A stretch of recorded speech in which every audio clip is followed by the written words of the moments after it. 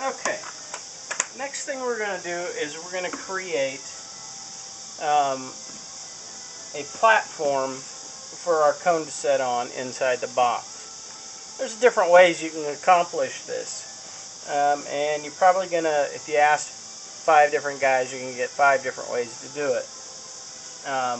I've built 20-30 different resonators over the years, and I've experimented with different ways. I've put a lot of them out there on the streets. I've had a few failures, but I've also had more successes than I've had failures.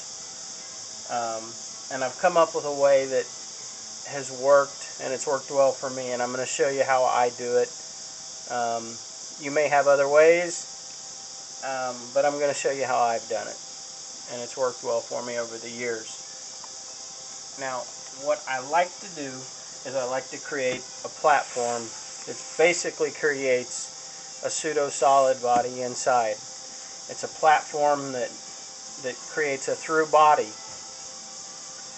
And the way I do that is I take and I build a solid piece of wood inside that creates a ring for the cone to set in, a piece of wood to accept the neck in here.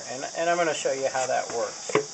My first step to do that is where I marked my center point on the neck. I'm going to drill a small hole. This is about a 1/16 of an inch hole, and it's really just a locating point.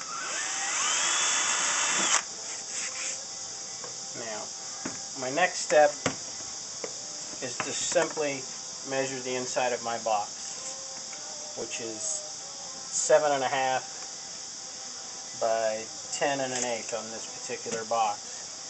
Now, what I'm going to use inside of here is just a piece of pine. You could use plywood, anything that's going to give you a solid base. A lot of times I will use a cabinet grade plywood. It really doesn't matter. I've experimented with different woods. Anything that's solid will work. I'm not going to go through showing you the table saw and everything. You should have basic woodworking skills to do this. If you don't, this is a project that may be beyond what you should be doing. I don't mean that to sound arrogant or snobbish, but